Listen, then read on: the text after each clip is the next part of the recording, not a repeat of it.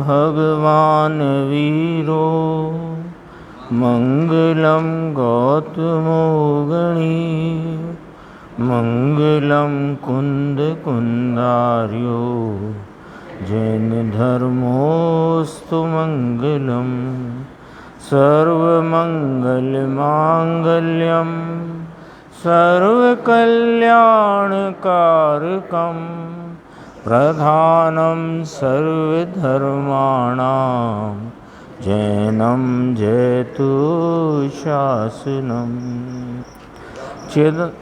सहजानंद चैतन्य प्रकाशाय महीयसे नमो अनेकांत विश्रांति महिमने परमात्मने।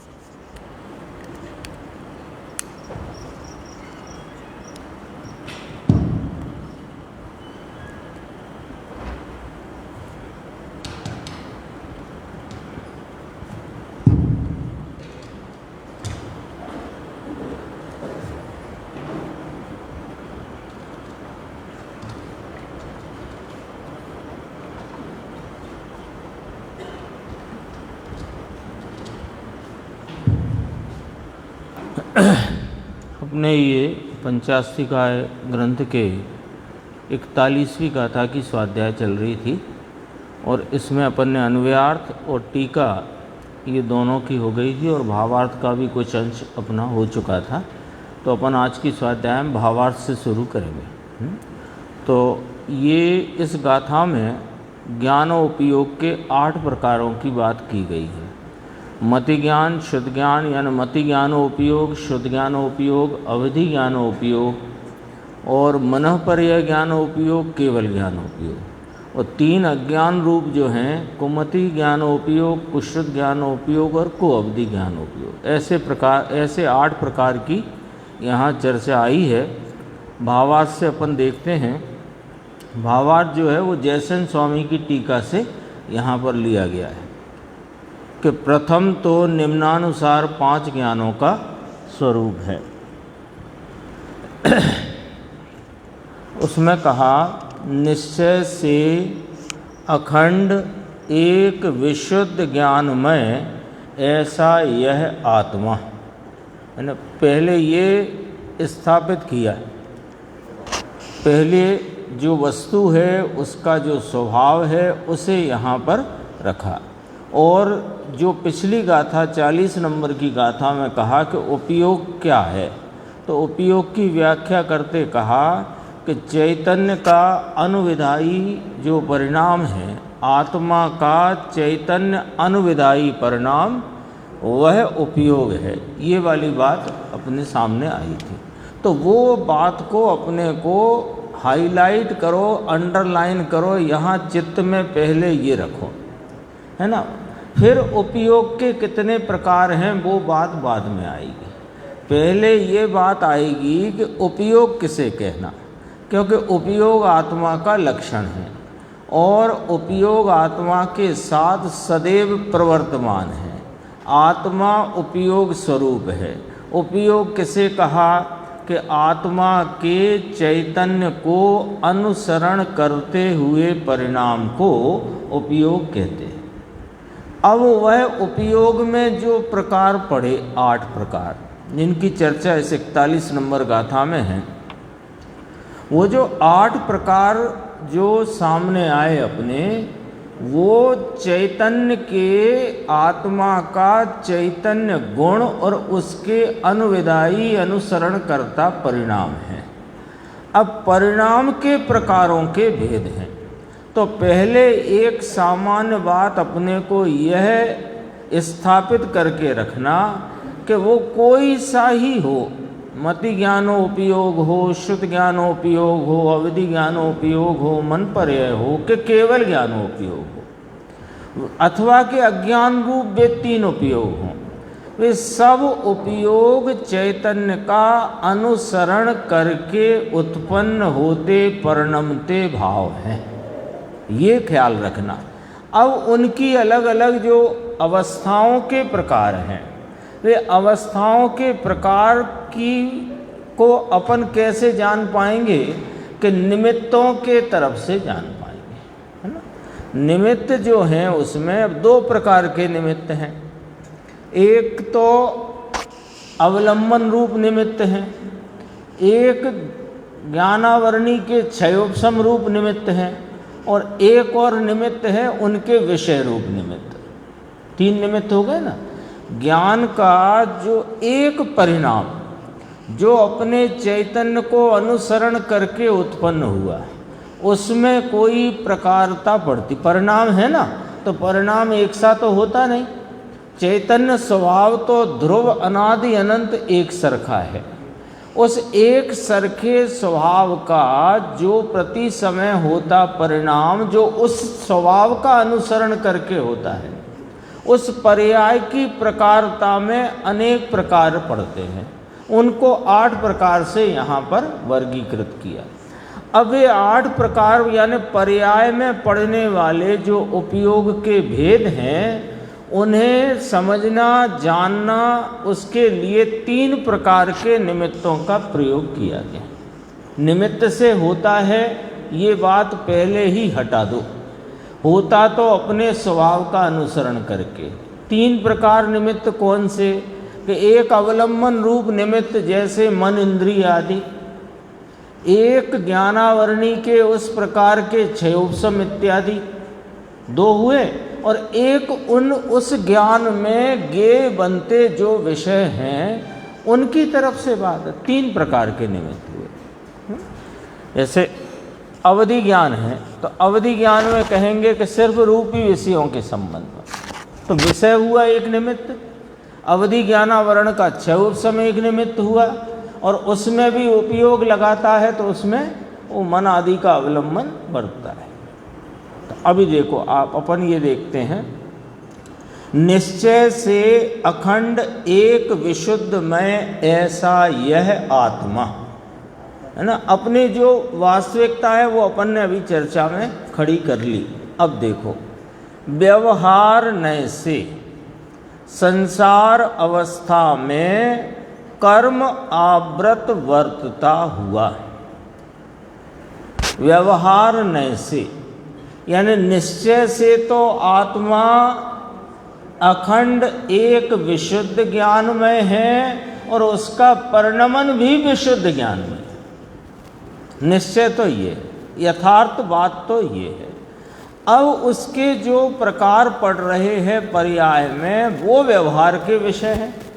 तो व्यवहार ने से संसार अवस्था में कर्म आवृत वर्तता हुआ। संसार अवस्था में जीव को कर्म का संयोग भी है, यानी संयोग सत्ता रूप कर्म संयोग में है, और उदय रूप भी है, और क्षयोपशम रूप भी है। तो अब यहाँ से शुरू करी बात।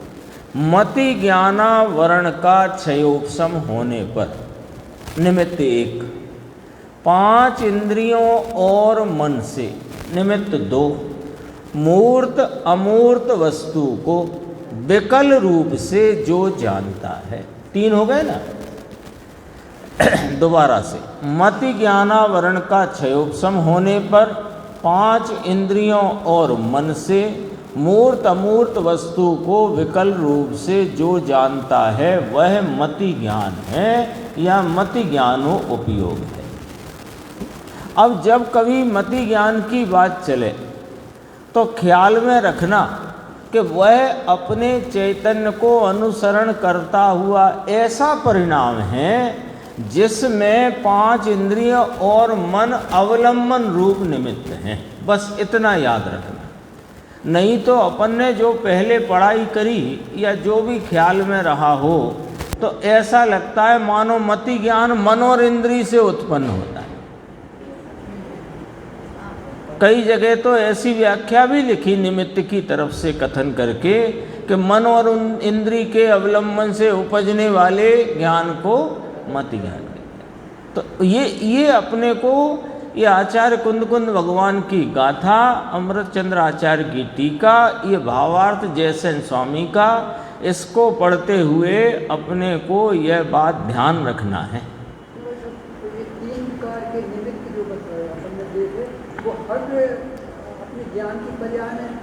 जैसे मति ज्ञान रूप जो परिणाम हुआ, वो तो होता ही है अपना, तो मति, हाँ, तो मति हर ज्ञान की पर्याय में, जैसे मति ज्ञान रूप जो मति ज्ञान उपयोग का परिणमन है, तो मति ज्ञान आवरण का क्षयोपशम है उस समय पर। हाँ, तीनों निमित्त एक समय में। मति ज्ञानावरण का क्षयोपशम है, इंद्रिय अथवा मन का अवलंबन है, मूर्त अमूर्त पदार्थ उसके विषय है, ये तीनों एक साथ है। और उनका भी विकल रूप जानना है। विकल माने अधूरा, परिपूर्ण रूप से जानना नहीं होता है। अब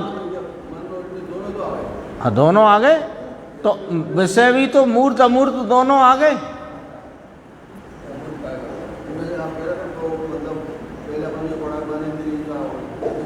तो वो निमित्त है। अपन ने ऐसा पढ़ा कि मन इंद्री से उपजता है ज्ञान, तो ये यहाँ कह रहे मन इंद्री से नहीं उपजता, मन इंद्रिय उसमें निमित्त है, अवलंबन रूप, और निमित्त से थोड़ी कार्य होता है।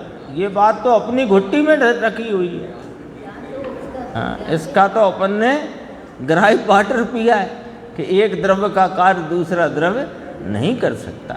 ये तो अपने इंद्रियों में ज्ञान नहीं, मन में ज्ञान नहीं, मूर्त अमूर्त जो अचेतन वस्तुएं हैं उनमें कोई ज्ञान नहीं, और मति ज्ञानावरण जो क्षयोपशम रूप से निमित्त है वो भी अचेतन जड़ पदार्थ है। हाँ, इसलिए यानी व्यवस्थित समझना है, अपने समझ अपनी व्यवस्थित होनी चाहिए। अभी देखो, वह 3 प्रकार से का कहा, तो यहाँ मति ज्ञान के 3 प्रकार से भेद की व्यवस्था समझाई है। पहला प्रकार कि उपलब्धि रूप, भावना रूप और उपयोग रूप, ये मति ज्ञान के भेद करने का पहला प्रकार। इस पहले प्रकार में मति ज्ञान और उपयोग को 3 प्रकार से बताया। उपलब्धि रूप यानी कि ज्ञान की उस अवस्था में ऐसे विकास रूप उपलब्धता होना कि वह उन मति ज्ञान के योग्य विषयों को और उसमें उनके अवलंबन आदि भावों से जान सकता है, ऐसी उपलब्धि। फिर भावना रूप, उसके जो विषय बने उनको बार बार जानने में लगता हुआ, वह भावना रूप। और उपयोग रूप यानी उस विषय को इस प्रकार जाने कि ये काला है, पीला है, नीला है, लंबा है, चौड़ा है, मोटा है, पतला है, आदि इत्यादि। नीचे इसका खुलासा है, देखो। मति ज्ञानावरण के क्षयोपशम से जनित, अब देखो कथन तो ऐसे किया, मति ज्ञानावरण के क्षयोपशम से जनित। अब आप कहोगे उसने उत्पन्न किया है, जनित ही लिखा है यहाँ तो। जनित तो अपने चैतन्य का अनुसरण करके जनित, जिसमें मति ज्ञानावरण का क्षयोपशम निमित्त है, ऐसे करके बात है। मति ज्ञानावरण का क्षयोपशम का ही दूसरा नाम उपलब्धि है। मति, हाँ, उस मति ज्ञानावरण के क्षयोपशम के निमित्त से ज्ञान की उस समय की अपनी योग्यता से उत्पन्न जो अर्थ ग्रहण शक्ति, उस पदार्थ को जानने की जो उस समय शक्ति की खिलावट है, जो ज्ञान का उस समय उतना विकास है, उसे कहा उपलब्धि। ठीक है।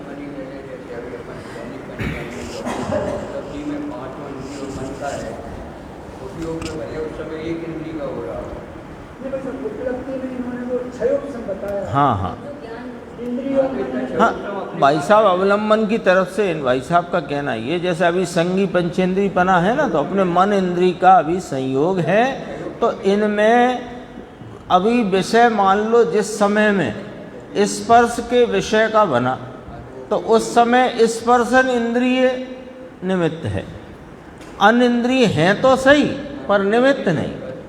लेकिन अभी यहाँ तो समग्र व्याख्या करना है ना, मूर्त अमूर्त, क्योंकि विषय में 3 निमित्त रखे, मति ज्ञानावरण का 6 उपशम, उसी समय वहाँ पर मन और इंद्रिय का अवलंबन, उसी समय मूर्त अमूर्त पदार्थ विषय रूप से जानने में आते हुए, वे अपने में हैं पदार्थ, मन इंद्रिय अपने में है, मति ज्ञानावरण उसमें है, लेकिन निमित्त रूप है। और बिना निमित्त के आप उस ज्ञान की दशा को कैसे जानोगे? ज्ञान की दशा, या तो सीधी बात करो कि चैतन्य जो वस्तु है वो सामान्य है ना, उस सामान्य का भी ज्ञान सामान्य लो, ज्ञान को सामान्य पने, वो दर्शन वाला सामान्य नहीं, ज्ञान विशेष को अवबोध करता ज्ञान सामान्य। अब वो सामान्य ज्ञान में कोई भेद ही नहीं है ना, मति श्रुत अवधि मन पर या केवल ज्ञान, कोई भेद नहीं। अब जो भेद है पढ़ते हैं पर्याय में, उन्हें कैसे जाने? तो ये इस प्रकार से देखो, मति ज्ञानावरण के 6 उपशम से जनित अर्थ ग्रहण शक्ति, यानी पदार्थ को जानने की शक्ति, वह उपलब्धि है। अब इसको अपन अपने हिसाब से समझो कि उस समय का चैतन्य का उपयोग रूप ऐसा परिणाम जो चैतन्य को अनुसरण करके अपनी उस ऐसी योग्यता प्रमाण विकास को प्राप्त हुआ है जिसमें वह पदार्थ को जानने की शक्ति रूप उसकी योग्यता है, और मति ज्ञानावरण का वहाँ पर उस प्रकार का 6 उपशम निमित्त है। इसको ऐसे पढ़ो उपादान की मुख्यता रखकर। अब देखो दूसरा, जाने हुए पदार्थ का पुनः पुनः चिंतन, वह भावना है ना, कोई पदार्थ का विषय को, उसी विषय को बार बार जानने को भाव। तीसरी, यह काला है, यह पीला है इत्यादि रूप से अर्थ ग्रहण व्यापार, यानी पदार्थ को जानने का व्यापार, पदार्थ को जानने का कार्यक्रम, वह उपयोग है। ठीक है ना। मति ज्ञानो उपयोग में 3 भेद, लब्धि, भावना और उपयोग हो गए ना। एक प्रकार तो ये पढ़ा, इस पे हो गई थी यद्यपि चर्चा, पर अपने 10-12 दिन हो गए तो उसको दोबारा से अपन यहाँ से शुरू कर रहे हैं। उसी प्रकार मति ज्ञान के जो तत्वार्थ सूत्र में 4 भेद कहे, अवग्रह, ईहा, अवाय, धारणा, आते हैं ना। अवग्रह माने वो पदार्थ है, कुछ है तो दर्शनो उपयोग का कार्य है, पर कुछ है, ये अवग्रह। और फिर उस संबंध में ईहा होना, जिज्ञासा की उत्पत्ति, और अवाय में निर्णय, और धारणा में माने वह उसको रह जाना, वो जो जाना है उसका वहाँ पर रह जाना। तो रह जाना कैसे रह जाना कि जब वो रहा हुआ पुनः विषय होता है, तब वो विषय, वो पदार्थ ना बनकर वो जाना हुआ भाव विषय में, विषय रूप से आता है। धारणा में लिया था वो, फिर शुद्ध ज्ञान में उसका ये प्रत्यवी ज्ञान रूपता से यह वही है, ऐसा करके शुद्ध ज्ञानो उपयोग रूप परिणमन हो जाता है। जैसे पहले देखा, नया देखा, हाँ, उसमें भी ये 4 लगेंगे। हाँ।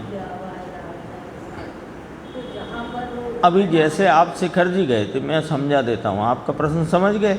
अभी आप शिखर जी गए थे या सोनगढ़ गए थे, तो वहाँ आपने जो जाना था, पार्श्वनाथ की टोंक, चंदा प्रभु की टोंक, पहली टोंक, अब वो सब आपने जाना था।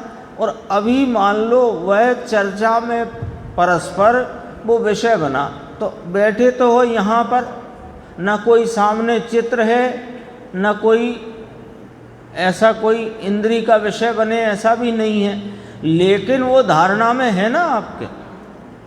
तो वो मति ज्ञान में से होता हुआ शुद्ध ज्ञान में कि हाँ अच्छा वही पार्श्वनाथ की टोंक जो गणधर प्रभु की टोंक पे पहुँचते दाएं हाथ पे दिखती है, ये धारणा में था तब तो वो बात खड़ी हो गई ना। जैसे नंदीश्वर द्वीप गए अपन, हाँ। पहले तो देखे थे नंदीश्वर, हाँ अब जाके देखा, हाँ। तब कैसे लगा? कैसा नंदीश्वर द्वीप? असली वाला कि ये धनिया दाने का?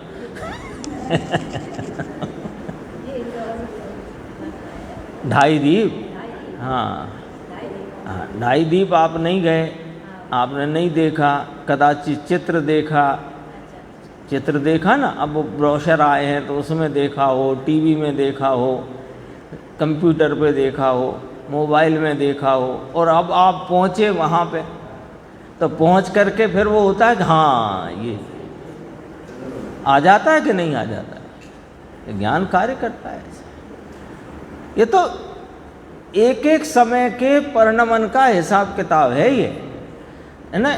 अपने को तो लगता है कि हमने एक गुलाब जामुन को चम्मच से काट के इतना छोटा सा पीस वो हमने लिया तो रसना इंद्री से हमको उसका बहुत अच्छा स्वाद आया, लेकिन वास्तव में क्या है कि वहाँ पहले दर्शनोपयोग होता है, मति ज्ञानोपयोग होता है, फिर शुद्ध ज्ञानोपयोग होता है, और सुनो ये, और ऐसा उपयोग का एक एक समय का परिणमन होता है। उसमें एक समय में आप उसके काले पने को, मुलायम पने को, सुगंध पने को और मीठे पने को एक साथ जान नहीं सकते, क्योंकि जब वो रस का विषय चल रहा है तब घ्राण का विषय नहीं, घ्राण का विषय है तब स्पर्श का विषय नहीं, मुलायम कैसे कहोगे आप। लेकिन वो असंख्य समय में वर्तने वाला उपयोग एक समुदाय रूप से असंख्य समय बाद अपने ख्याल में आता है, तो अपने को लगता है कि हमने देखो चख के बताया कि ऐसा है, अब की बार मीठा कम बना है, कड़क हो गया, रंगत अच्छी नहीं आई, आदि इत्यादि जो भी हो। देखो अब ये अवग्रह या अवाय धारणा रूप भेदों द्वारा फिर तीसरा प्रकार कोष्ठ बुद्धि, बीज बुद्धि, पदानुसारी बुद्धि तथा समभिन्न श्रोत्रता बुद्धि, ये फिर तीसरे प्रकार में मति ज्ञानोपयोग के 4 प्रकार बताए। कोष्ठ बुद्धि किसे कहा कि जो मति ज्ञान, जो धारणा रूप कहा था ना पिछले वाले भेद में, वही कोष्ठ बुद्धि में लेना, यानी जाना हुआ को संभाल के रखे कोठे में, इसको कोष्ठ बुद्धि का। बीज बुद्धि यानी थोड़ा ही जानने में बहुत जान ले, ये बीज बुद्धि। पदानुसारी बुद्धि, एक पद का ज्ञान हो तो वो पूरे का उसको ख्याल में आ जाए। पद ऐसे शास्त्र होते ना, तो शास्त्र में जो व्याख्या है वो व्याख्या में ऊपर की 2 पंक्ति पढ़ते ही समझ में आ जाए कि इस पूरे पैराग्राफ में क्या विषय आएगा, क्या कह रहे हैं। ऐसी वो मति ज्ञान की शक्ति ऐसी है, मति ज्ञान के माने ज्ञान की शक्ति ऐसी है जो मति ज्ञान रूप परिणमन में ऐसी शक्ति से प्रवर्तित हो जाता है। और चौथा लिया है, ये जरा अटपटा सा भी है, समभिन्न श्रोत्रता बुद्धि, यानी स्पर्शन इंद्री से चक्षु इंद्री के विषय को जान ले, घ्राण इंद्री के विषय को जान ले, कर्ण इंद्री के विषय को जान ले। जैसे किसी ने पैर के अंगूठे से टच किया, अब जैसे गुलाब जामुन टच किया, तो टच किया तो वो उसके और विषय जो है उन सब विषयों को जान ले। ऐसी भी ज्ञान की शक्ति है, समभिन्न श्रोत्रता बुद्धि। ऐसे भेदों द्वारा 4 प्रकार का है। अब देखो मुद्दे की बात क्या है। ये तो हो गए प्रकार। यहाँ ऐसा तात्पर्य ग्रहण करना चाहिए कि निर्विकार शुद्ध अनुभूति के प्रति अभिमुख जो मति ज्ञान है वही उपादेय भूत अनंत सुख का साधक होने से निश्चय से वास्तव में वही उपादेय है। ये बात समझना है। देखो बात अपन ने यहाँ से शुरू की थी कि उपयोग किसका स्वरूप है कि अखंड एक विशुद्ध ज्ञान में जो आत्मा है उसके ज्ञान स्वभाव का व्यापार रूप भाव वह उपयोग है। वो व्यापार अपने चैतन्य का अनुसरण करके वर्तता है। ये बात अपन ने पहले समझी। फिर उस ज्ञान के वर्तते उस प्रकार में मति ज्ञानो उपयोग रूप परिणमन है। तो उसको अपन ने 3 प्रकार के निमित्तों से मति ज्ञान के उपयोग या मति ज्ञान रूप आत्मा के ज्ञान के व्यापार को समझा। उसके 3 प्रकार से, एक प्रकार से 3 भेद, दूसरे प्रकार से 4 भेद और तीसरे प्रकार से 4 भेद, ऐसे करके अपन ने देखा। अब ये सब अपन ने समझ लिया, है ना, ख्याल में ले लिया। समझ लिया माने ख्याल में ले लिया। अब ख्याल में लेने के बाद यहाँ ये कहा जा रहा है कि ये सबका तात्पर्य क्या ग्रहण करना। यहाँ ये तात्पर्य ग्रहण नहीं करना कि मेरा मति ज्ञान बीज बुद्धि रूप प्रवृत्त हो जाए अथवा पदानुसारी बुद्धि रूप हो जाए, जिससे कि मैं एक पद को जानते ही सबको जान लूं। ये तात्पर्य नहीं है, क्योंकि तात्पर्य सारी स्वाध्याय का, आचार्य भगवंतों का जितना लेखन जिनेंद्र परमात्मा की वाणी के निरूपण स्वरूप आया है, उसका तात्पर्य, अपने सुनने का तात्पर्य, समझने का तात्पर्य, इस शुद्धात्मा जो कि एकमात्र जगत में अपने आनंद को देने वाली वस्तु है, उस आनंद की प्राप्ति के लिए हमको कैसे किसी भी बात को समझना। क्योंकि निरूपण तो बहुत प्रकार है, पर निरूपण समझने का, सुनने का तात्पर्य क्या होना चाहिए कि हमें तो सुख का प्रयोजन है। तो सुख का प्रयोजन है तो सुख प्राप्ति कैसे होती है, तो ये मति ज्ञान के विषय को समझ के हमें सुख प्राप्ति का तात्पर्य क्या निकला वो पकड़ना है। होते हैं इस प्रकार। अब मति ज्ञानावरण का क्षयोपशम ऐसा होएगा तो ऐसा जानूंगा, ये सब बातें यहाँ तात्पर्य में नहीं है। वो तो होता ही है, क्योंकि जो उपादानगत योग्यता से उपादान में जिस प्रकार का जो कार्य चाहे जानने का हो, वो होगा। उसके जो अनुकूल होंगे निमित्त वे वो हाजिर होते हैं, तब तो उनको अनुकूल कहेंगे। हाजिर ही नहीं होंगे तो कौन अनुकूल कहेगा। ख्याल में। अब देखो यहाँ ऐसा तात्पर्य ग्रहण करना चाहिए, निर्विकार शुद्ध अनुभूति के प्रति, यानी निर्विकार शुद्ध अनुभूति के लिए अभिमुख। कहाँ अभिमुख होगा जो निर्विकार अनुभूति होगी? कि शुद्धात्मा के। तो शुद्धात्मा के प्रति अभिमुख जो कि निर्विकार शुद्ध अनुभूति का प्रदायक है, वो ज्ञान परिणाम, वह मति ज्ञान वही उपादेय भूत है। क्यों उपादेय भूत है साहेब? कि अनंत सुख का साधक होने से वास्तव में वही उपादेय। बहिर्लक्षी जो मति ज्ञान है वो मति ज्ञान ही है, तथापि वह सुख का साधक नहीं है। ये तो मति ज्ञान और उपयोग ज्ञानी की बात चलती है यहाँ पर। वो 3 अज्ञानी के तो 3 अलग से बात करेंगे। यहाँ तो सुमति ज्ञान की बात है, सु लगाने की जरूरत नहीं है, सम्यक ज्ञान। तो वो ज्ञानी का जिसने अपने ज्ञान स्वभाव को अपनी आस्वादन पूर्वक प्रतीति में लिया है, उसका भी जो बहिर्मुख ज्ञान है वो सुख नहीं देता। तो उसे भी वह जो मति ज्ञान का व्यापार है, वो कौन सा वाला मति ज्ञान का व्यापार सुख का साधक है? कि जो निर्विकार शुद्ध अनुभूति के लिए का शुद्धात्मा की अभिमुखता वाला जो मति ज्ञान का व्यापार रूप भाव है, वही सुख का साधक है। सो भाई वही उपादेय, उसके साधनभूत। अब देखो इसको भी साधनभूत कहने में आया। जयसेन स्वामी है ना, तो जयसेन स्वामी की टीका में इस प्रकार के कथन हैं, भिन्न साध्य साधन की भी चर्चा करते हैं। तो उसके साधनभूत बहिरंग मति ज्ञान तो व्यवहार से उपादेय है। व्यवहार से उपादेय का अर्थ समझ गए कि उपादेय नहीं है तो भी उपादेय कहा।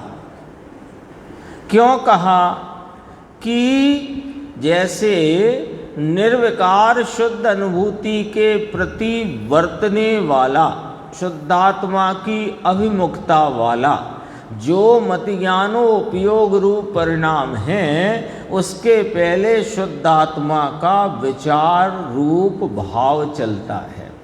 वो बहिरंग ज्ञान है, बहिर्लक्षी ज्ञान है, लेकिन वह बहिरंगपना छूटकर, बहिर्लक्षीपना टूटकर, वह जब अपने शुद्धात्मा को विषय करके वर्तता है तो उसको उसका साधनभूत कहने में आया है। जैसा पंडित जी ने रहस्यपूर्ण चिट्ठी में लिया है, सविकल्प से निर्विकल्प होने का विधान, उसमें ये चर्चा सब आ गई है इस प्रकार की। अब देखो, अब अपन शुद्ध ज्ञान की बात देखते हैं। वही पूर्वोक्त आत्मा, कौन सा आत्मा? कि वह सम्यक ज्ञान रूप परिणित मति ज्ञानो उपयोग से परिणित वह आत्मा। शुद्ध ज्ञान की बात करना है ना, वही पूर्वोक्त आत्मा शुद्ध ज्ञानावरण का क्षयोपशम होने पर मूर्त अमूर्त वस्तु को परोक्ष रूप से जो जानता है उसे ज्ञानी शुद्ध ज्ञान कहते हैं। अब यहाँ मन इंद्री की बात न करी, ठीक है, मन इंद्री की बात नहीं करी, क्योंकि वह मन इंद्री का अवलंबन तो मति ज्ञानोपयोग में हो गया। अब मति ज्ञानोपयोग पूर्वक जो शुद्ध ज्ञानोपयोग है, वहाँ दो निमित्त हैं। एक तो वो विषय जो शुद्ध ज्ञान में विषय बना मूर्त अमूर्त, और एक अब शुद्ध ज्ञानावरण का क्षयोपशम, कर्म का, ज्ञानावरणी कर्म का शुद्ध ज्ञानावरण, उसका नाम शुद्ध ज्ञानावरण है, ऐसे करके। तो परोक्ष रूप से जो जानता है, देखो शुद्ध ज्ञान में किसी भी विषय का प्रत्यक्ष जानना नहीं होता। पीछे भी कहा था मति ज्ञान में विकल जानता है, यहाँ परोक्ष लिखती लिया ना। अब जो आत्मा को जानता है, सम्यक शुद्ध ज्ञान, भाव शुद्ध ज्ञान, सम्यक ज्ञान, वो परोक्ष जानता है कि हाँ वह स्वाद रूप तो प्रत्यक्ष है, संवेदन आस्वादन संचेतन रूपता से प्रत्यक्ष है, लेकिन प्रदेशों की अपेक्षा से परोक्ष है। तथापि संपूर्ण आत्मा को जानता है।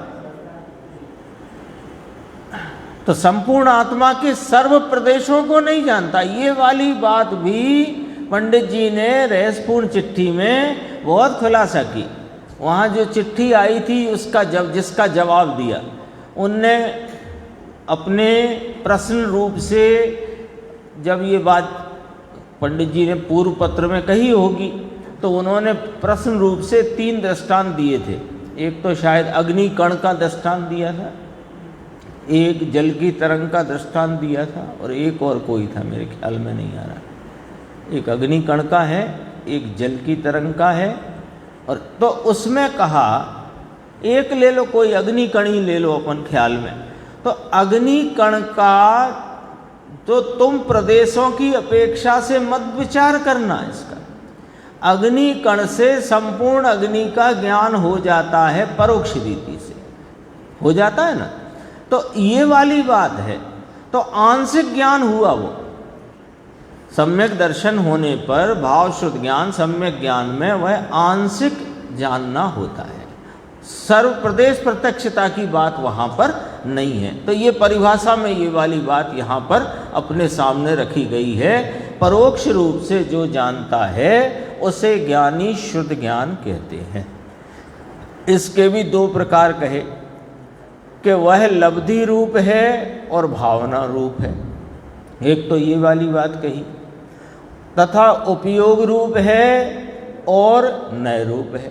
दो प्रकार से दो भेद इसके बताए।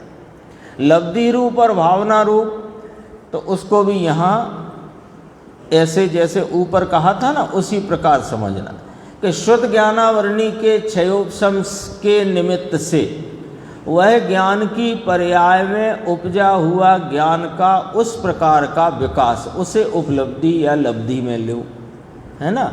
और उस विकास में उस विषय को जानने में लगने वाला, जो विषय को जानेगा ना, तो उस विषय को पुनः पुनः जानने में भावना। अब दूसरा भेद किया है यहाँ पर, उपयोग रूप और नए रूप। अब ये देखो, उपयोग शब्द से यहाँ वस्तु को ग्रहण करने वाला प्रमाण समझना चाहिए। प्रमाण ज्ञान है ना। वस्तु तो सदा प्रमाणभूत है, वस्तु नए स्वरूप नहीं होती। वस्तु कोई हो जगत की, वो तो अभी तो कितनी 93 नंबर की गाथा की 7 दिन तक चर्चा चली ना, तो वस्तु तो अपने विस्तार विशेष और गुण विशेषों से रचित विस्तार सामान्य और आयत सामान्य स्वरूप द्रव्य है। यही बात आई थी ना, ठीक है। तो वस्तु तो सदैव प्रमाण रूप है। अब उस वस्तु को समग्र रूप, समग्र माने परोक्ष है यद्यपि, ये ध्यान रखना, उस वस्तु के गुण पर्याय भेदों को और वस्तु को, अथवा वस्तु और उसके पर्याय प्रकार को एक साथ जो ज्ञान ग्रहण करे वो शुद्ध ज्ञान है। उसे प्रमाण ज्ञान कहा, उसका नाम यहाँ उपयोग शब्द से कहा गया है। और उसी में कभी पर्याय को विषय करे तो द्रव्य जिसमें विषय नहीं है, और द्रव्य को विषय करे तो पर्याय विषय नहीं है, वो नए है। वो नए रूप हो जाए। हाँ, वो नए रूप। तो हमेशा प्रमाण की वस्तु ही स्वीकार करता है। नहीं, उपयोग ऐसा है, उपयोग में एक साथ, जैसे मति ज्ञान श्रुति ज्ञान का है ना, तो मति ज्ञान में धारणा है कि नहीं, है ना। तो मति ज्ञान पूर्वक अपन ने वस्तु के पर्याय स्वरूप को भी जाना और द्रव्य स्वरूप को भी जाना, और वो दोनों धारणा में हैं। और धारणा में रहे हुए उस द्रव्य के द्रव्य पर्याय स्वरूप को एक साथ जो विषय बनाए वो शुद्ध ज्ञान, वो उपयोग है। और यहाँ उपयोग है तो शुद्ध ज्ञानो उपयोग ही है, नए रूप भी उपयोग ही है। नए रूप भी उपयोग कई भेद है, वो नए है। हाँ, अब उसका नाम ही उपयोग रख दिया। जो प्रमाणभूत वस्तु को यानी द्रव्य पर्याय स्वरूप को एक साथ अपनी ज्ञान पर्याय में जानने रूपता से ग्रहण करे, उसका नाम उपयोग कहा। और एक अंश को, एक भेद को जानता हुआ या जानने रूपता से ग्रहण करे, उसका नाम नए है दोनों उपयोग है। तो क्योंकि वो दोनों शुद्ध ज्ञानों उपयोग के ही तो भेद हैं। उपयोग और नए दो भेद कहे ना, किसके भेद कहे? शुद्ध ज्ञानों उपयोग के, तो है तो दोनों ही उपयोग। अब देखो इसका खुलासा है इसमें। उपयोग शब्द से यहाँ वस्तु को ग्रहण करने वाला प्रमाण समझना चाहिए, अर्थात संपूर्ण वस्तु को जानने वाला ज्ञान समझना चाहिए। और नए शब्द से वस्तु के गुण पर्याय रूप एक देश को, उसके एक अंश को ग्रहण करने वाला ऐसा ज्ञाता का अभिप्राय समझना चाहिए।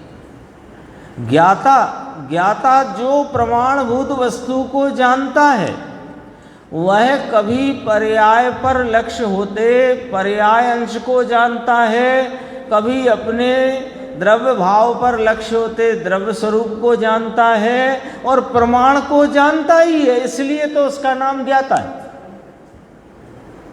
ख्याल में आई बात? ये सम्यक ज्ञान की बात है ना।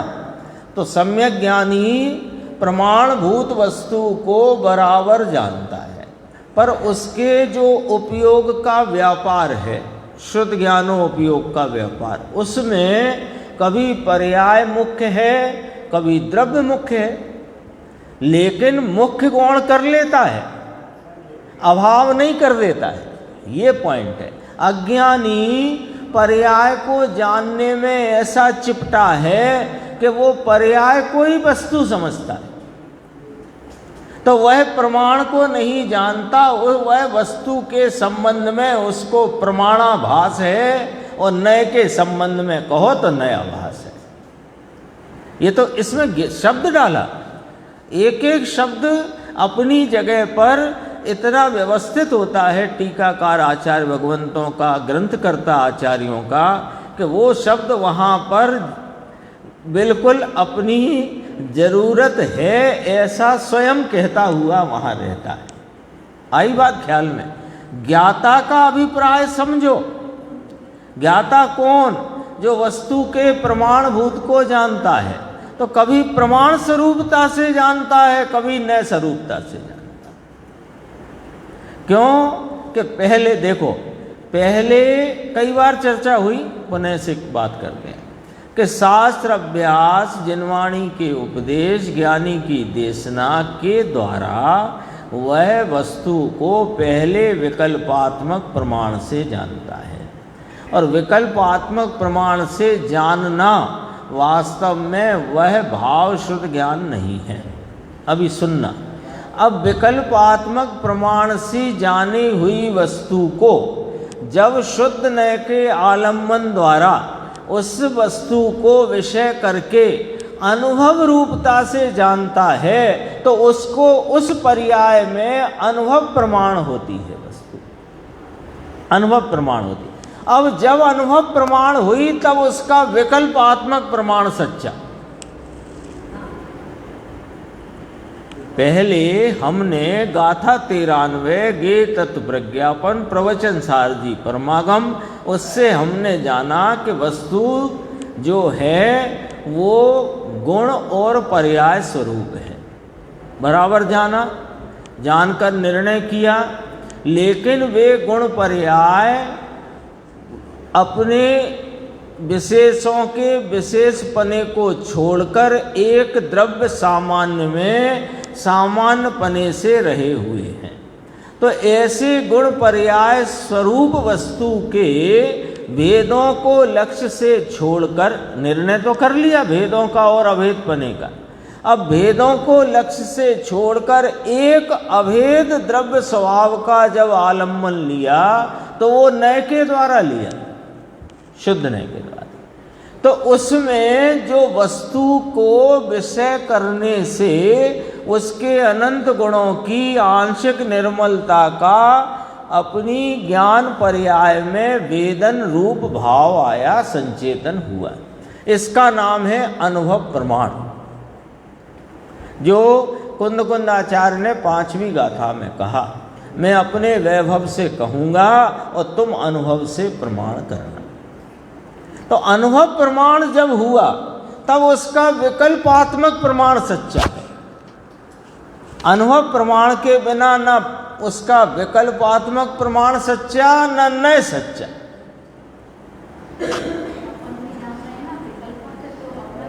हाँ, अभी अपन ने बराबर 93 गाथा को ही अपन, चूँकि अभी चली ही है 7 दिन, और वो वस्तु व्यवस्था की बहुत ही मुख्य गाथा है और बहुत विस्तार से पंडित जी ने उसमें अपने को उसका भाव भाषण कराने का प्रयास किया है।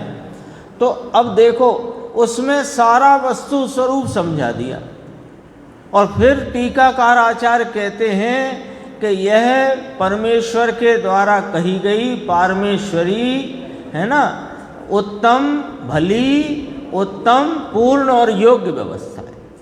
पारमेश्वरी व्यवस्था है जो भली है, उत्तम है, पूर्ण, योग्य है।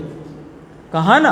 अब ये अपन ने बराबर लक्ष्य में ले लिया, भाव भाषण भी कर लिया, सुनना जरा, भाव भाषण भी कर लिया, लेकिन इस भाव भाषण यानी ज्ञान में बराबर ख्याल में यही है, ऐसा निर्णय के होकर के जब उसके वस्तु के सामान्य स्वरूप का अवलंबन लेता हुआ जो नय रूप उपयोग है वो उसको विषय करे द्रव्य स्वभाव को, जिसमें गुण भेद पर्याय भेद कोई भेद विषय नहीं है, तब वहाँ पर वह वस्तु अपने समग्र अनंत गुणों के आंशिक प्रकटता के साथ वह हाजिर होती है। नाम उसकी आंशिक प्रकटता का व्यक्त भाव उस ज्ञान उपयोग में संचेतन वेदन रूप से आता है।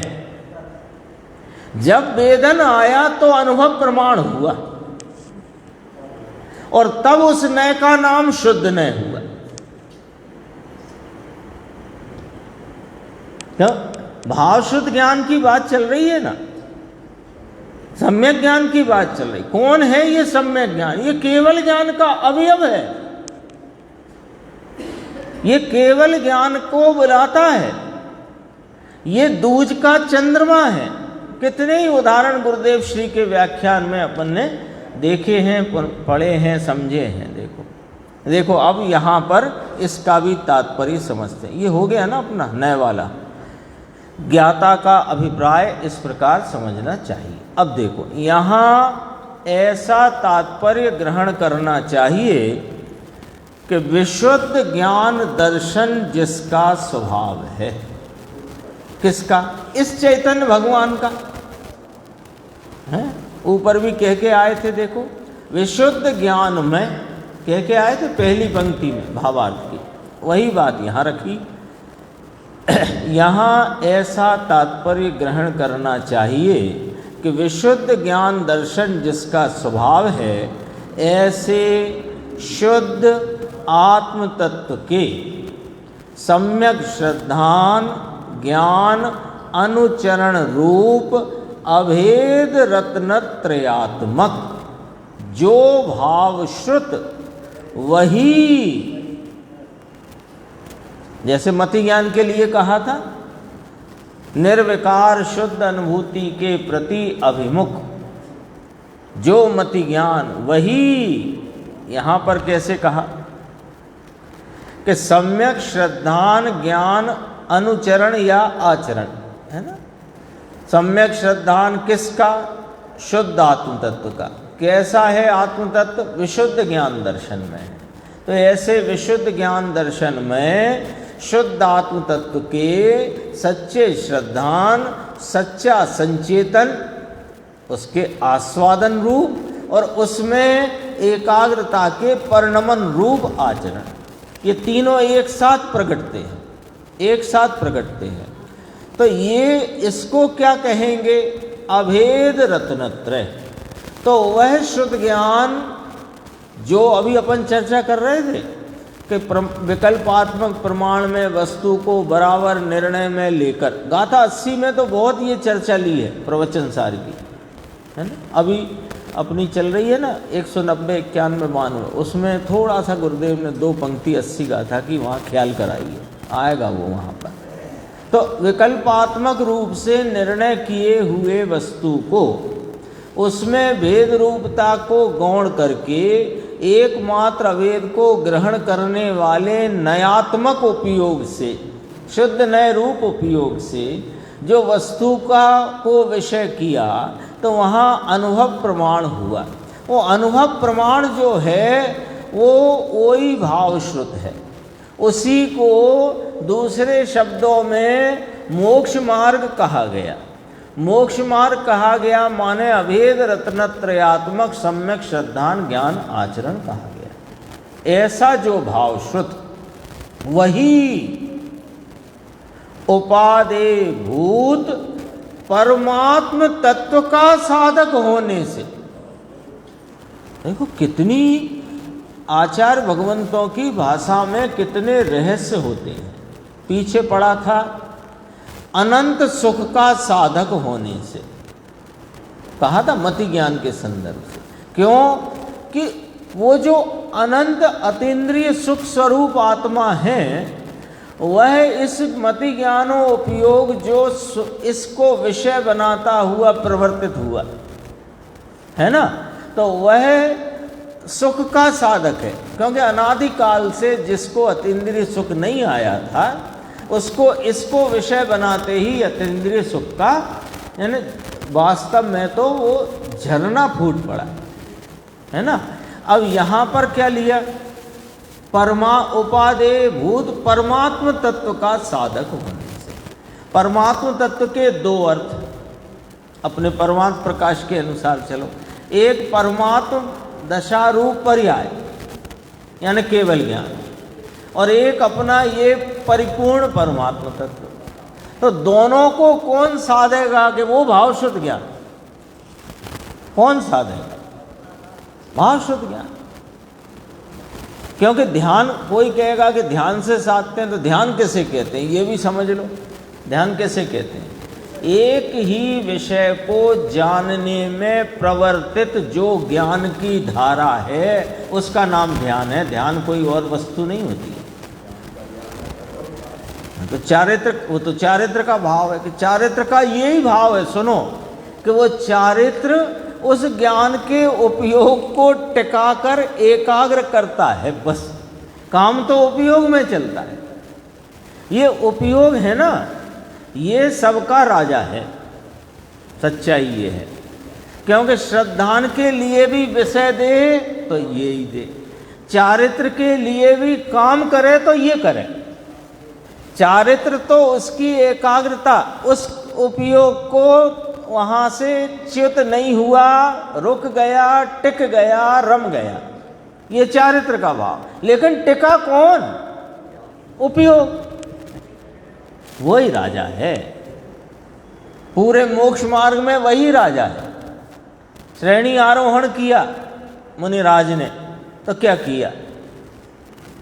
क्या किया कि अपने ज्ञान उपयोग को, शुद्ध उपयोग है ना, तो शुद्ध उपयोग की ऐसी दशा कि वह उपयोग वहाँ से खिसके नहीं, तो अंतर मुहूर्त तक वहाँ टिका, और ऐसी उग्रता से टिका कि पूर्ण भाव की प्राप्ति हो गई।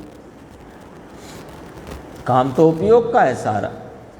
देखो, वही उपादेय भूत परमात्म तत्व का साधक होने से निश्चय से उपादेय है। हाँ, तो वो ठीक है, निश्चय से ये उपादेय है, व्यवहार से वो उपादेय है।